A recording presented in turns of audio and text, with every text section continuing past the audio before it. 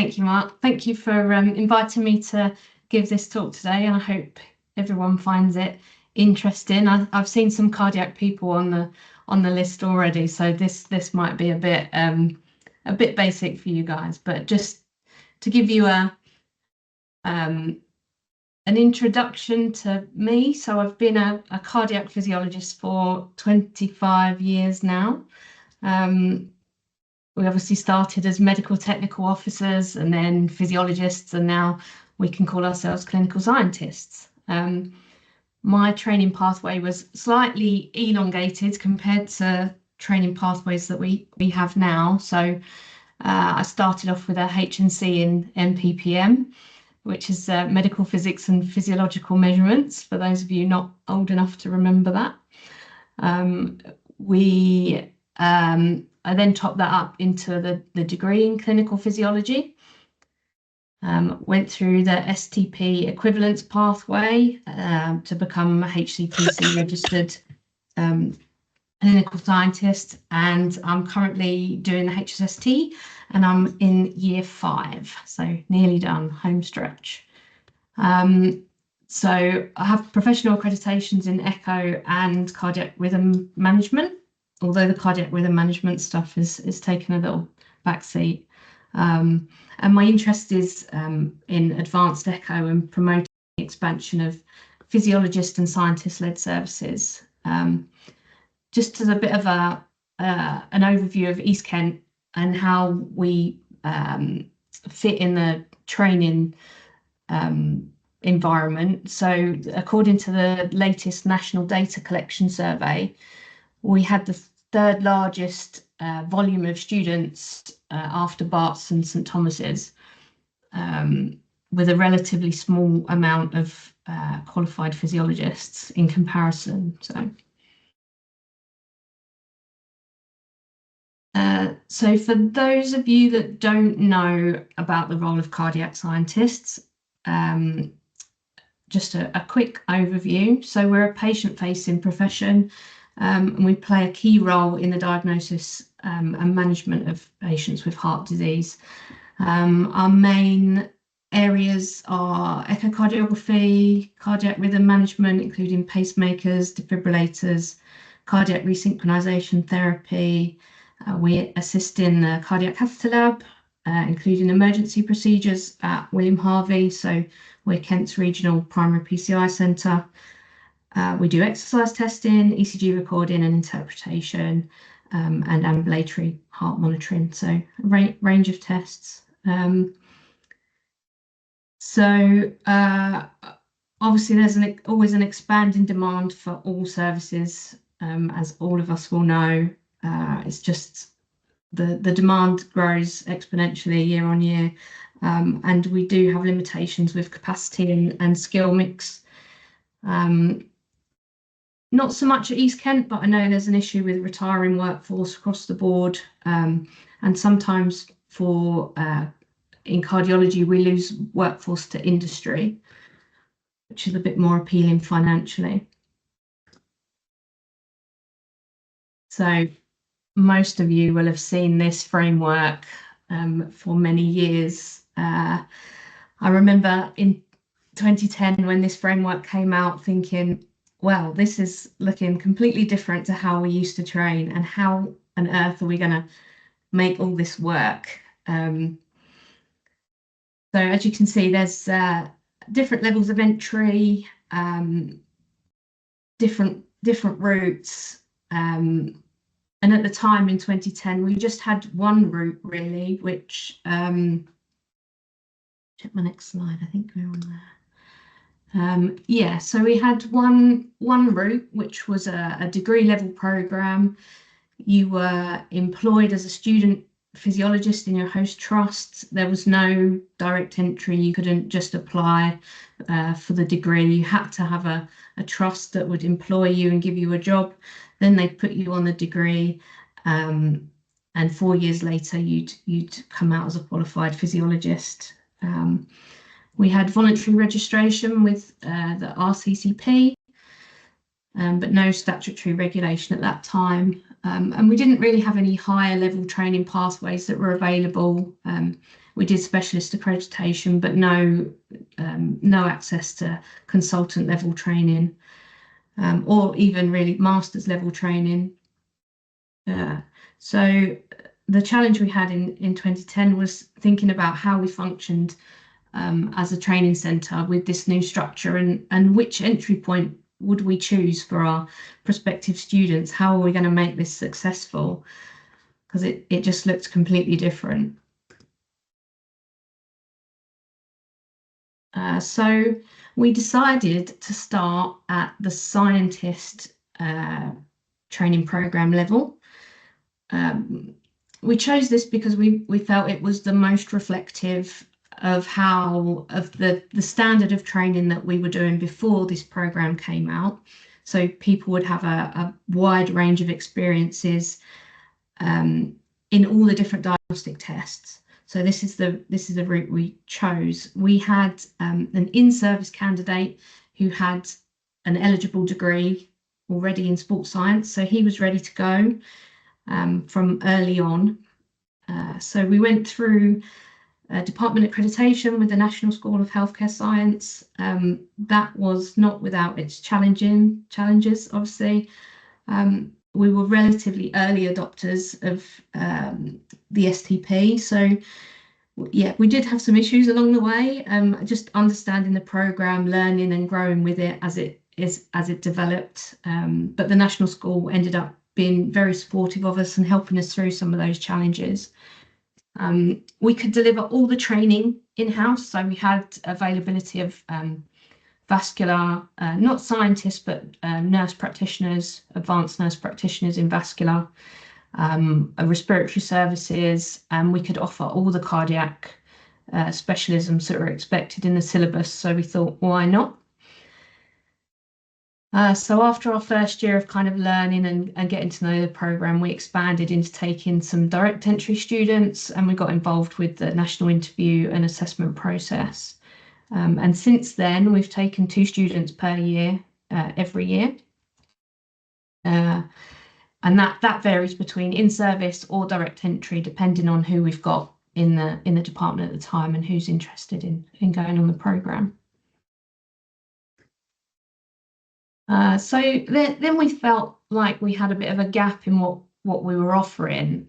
So we felt we were potentially missing people who had good A levels, who could, become a physiologist and didn't have to go to university and get their science degree before starting the STP. That was the barrier for starting STP. So we started to think about how we could embed the degree and the practitioner training program into our training.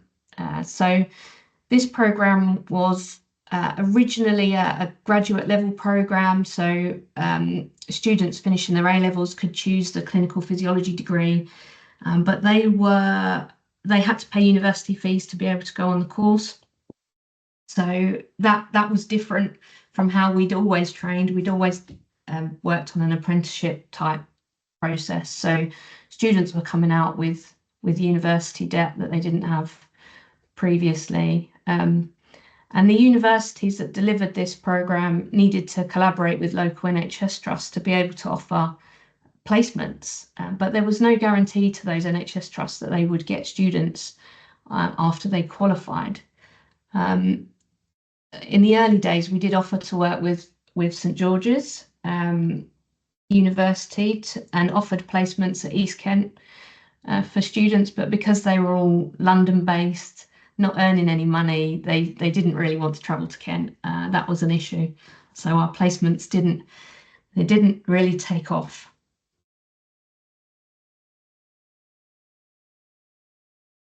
So the next exciting step for us was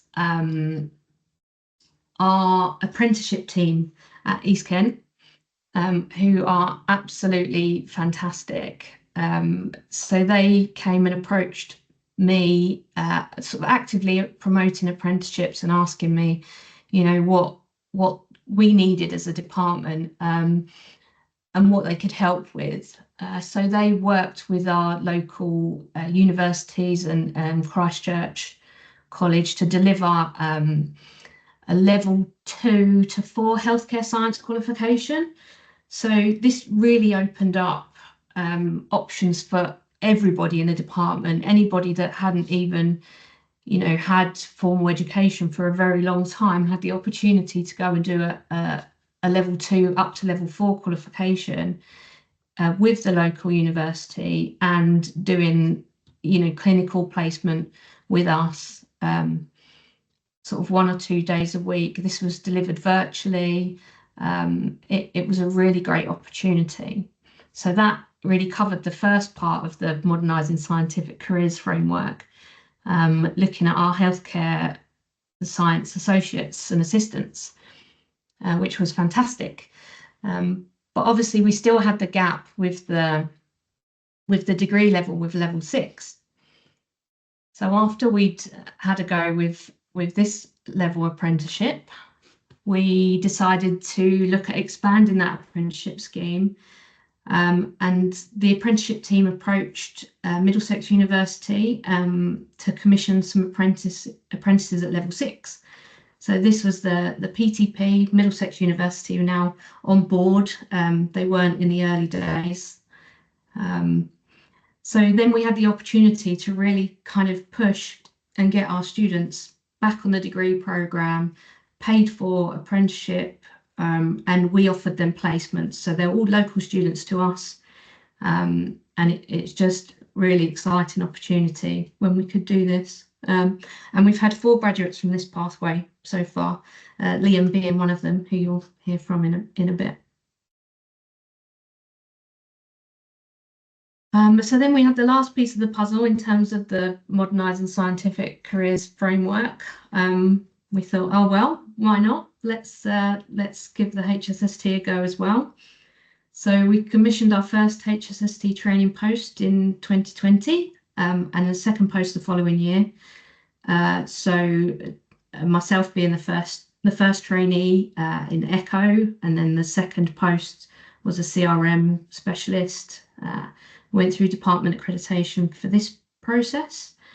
At this level, we work with consultant cardiologists as our workplace supervisors, and we found it's really helped us to sort of expand our network and reputation as a department and a trust.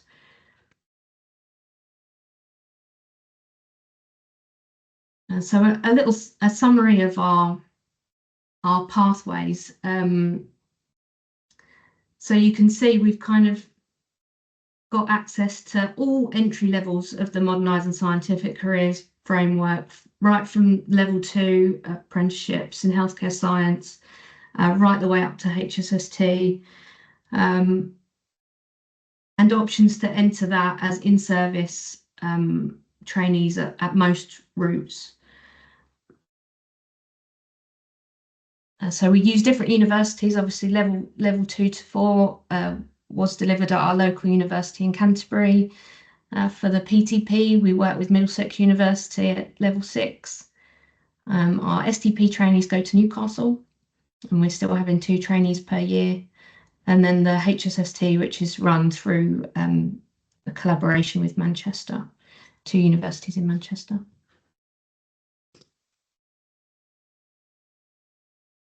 So on top of that, our most recent addition to our training programme is the ECHO training programme, which is an 18-month fast-track postgraduate diploma in ECHO. And those students also go through our British Society of ECHO accreditation.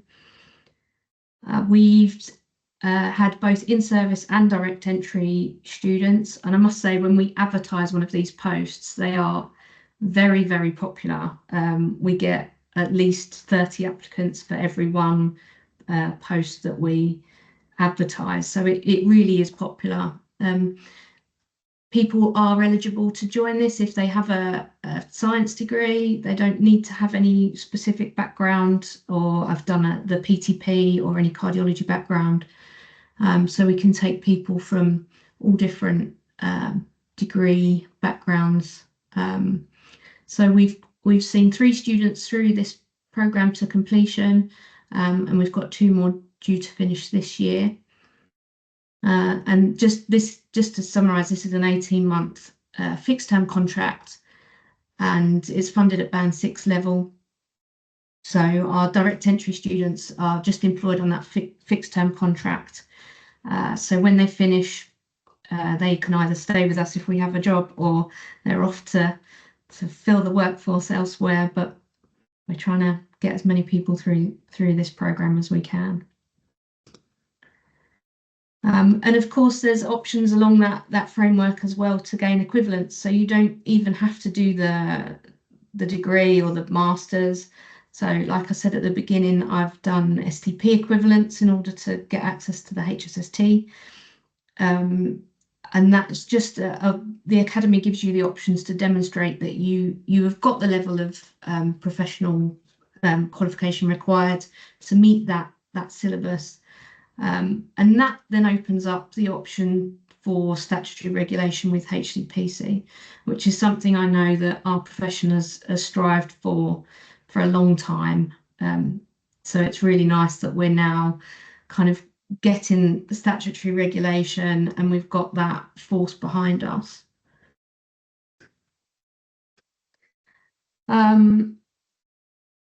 So a bit of a we all know that there's national and local shortages of qualified scientists.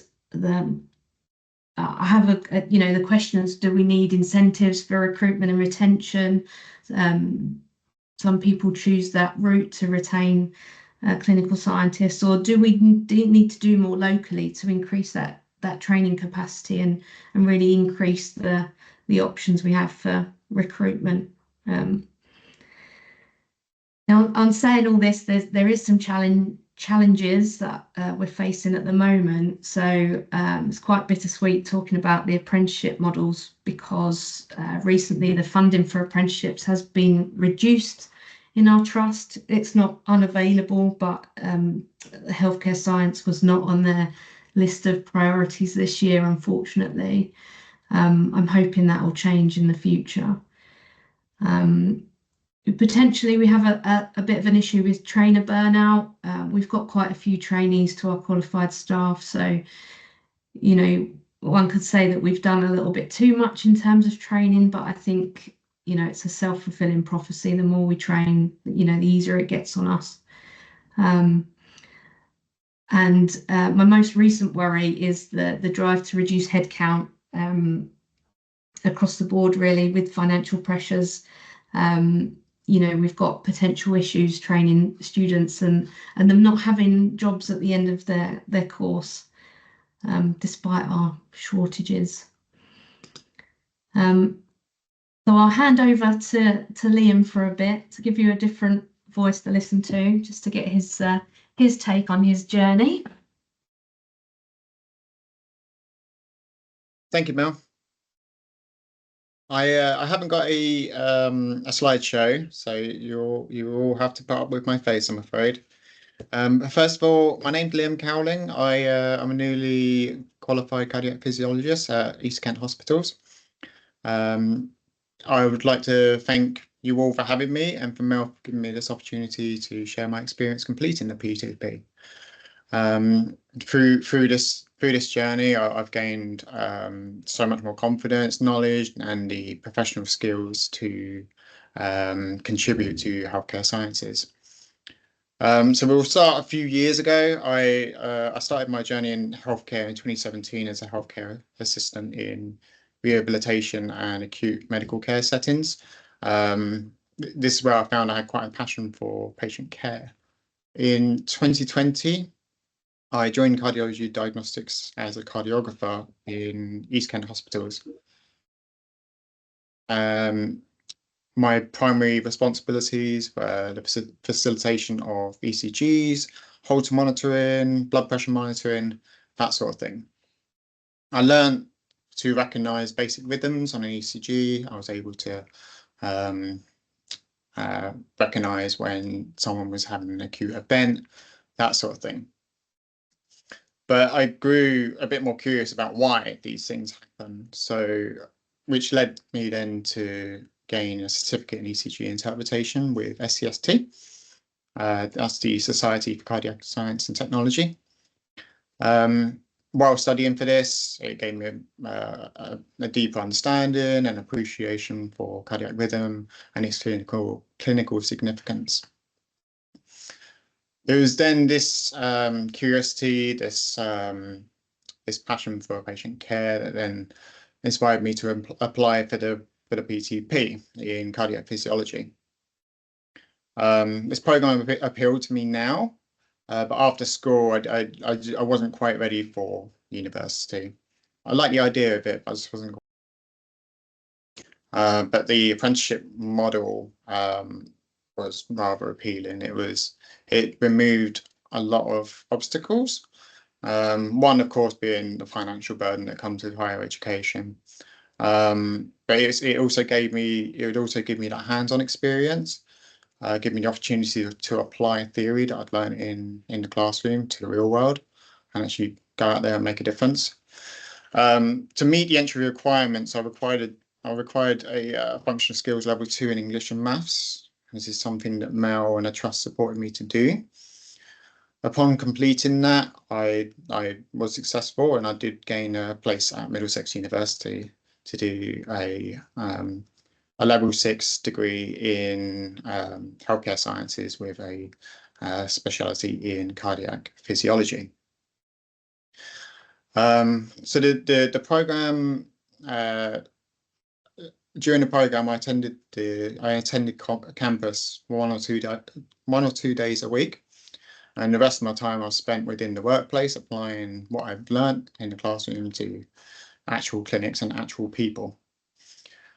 The first year gave me quite a strong foundation in respiratory and cardiac anatomy and physiology, as well as other aspects of healthcare, such as professional practice and the social aspects of it. In the second year, it got a little bit more specific. And we started to learn and talk about pathophysiology while introducing concepts of cardiac rhythm management, namely pacemakers and implantable cardiodefibrillators, as well as the cath lab environment. It was during this year I got a lot more exposure to these other environments outside of fitting monitors and doing 12-lead ECGs. I remember one of my first sessions in the cath lab. So for those of you who don't know, the cath lab is an environment where people go and have angina, they had coronary issues, heart attacks, that sort of thing. One case, we call it a primary PCI, where someone's having an active heart attack, and we need to carry out investigations to figure out where that blockage is happening and fix it. There's one experience where before the patient had got there, I got to see the ECG, and I was able to recognise the territory that may well have been affected, and then consequently the vessel that would have been affected. And then when we're doing images of the coronary arteries, I saw that coronary artery was blocked. And there's something about that experience that really just sort of cemented it for me. It all just started to click a little bit. The vessel was fixed, the patient was okay. It also taught me that not to overlook the humble ECG. You know, it's a very routine diagnostic test, but it's really important in that situation. It is for many. In third year is when it really focused on cardiac aspects of healthcare,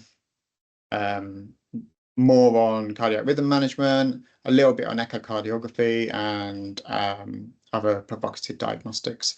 But essentially it's bringing together all everything I've learned already and just make it a little bit more specific. And then I got even more experience outside of ECGs and monitor fittings, which really sort of broadened my my knowledge and experience within cardiology as a whole, and not just one sort of school of thought, if you will. Throughout my 3 years, during those 3 to 4 days a week I was spending at work. I was completing competencies in which my mentor would observe how I worked in certain procedures. It could be an ECG, it could be a pacemaker follow-up, that sort of thing. He would test my knowledge, make sure I really understood the reasoning behind tests. I might ask questions about clinical guidelines that pertain to it. Essentially just justifying why we're doing that test, why we're completing that procedure. There's also case-based discussions, so I was able to look into cases that I found interesting and highlight the important aspects of it. Again, guidelines, patient pathways, that sort of thing. So that was my journey, and then one of my assignments in my third year was a reflective report in which I look back on my 3 years, and it was this report. It was writing this report that I really began to appreciate how much I have learned, not just about healthcare science, but how I learned. As someone who is hard of hearing, I applied for a learning support plan at the beginning of my first year. With this plan, I ensured I got some adjustments made within the classroom, such as me being at the front of the class so I could hear everyone, to get a little bit extra time on exams and assignments. And this is something I've really only come to grips with in the last 3 years, and I've really recognised that I do in fact have a disability, and it's not something I really recognised in school. I didn't want to be sort of out the normal, but spending time with my colleagues and almost being forced to be in situations where I was uncomfortable, such as the cath lab, which is a very loud environment, and that's been quite a challenge. But there have been some adjustments made, and also colleagues have encouraged me to speak up for myself, to self-advocate and tell people my needs. So I really have to thank them so much. I've learned the value of resilience, the importance of perseverance towards self-improvement, the importance of mentorship, and the power of inclusive learning environments. And being the first in my family to earn a degree in something, it is something I'm incredibly proud of. Thank you, Liam. Oh, were you all done? We're just getting to the end now. That's Okay. really, really great. Thank you, Liam. Okay, thank you.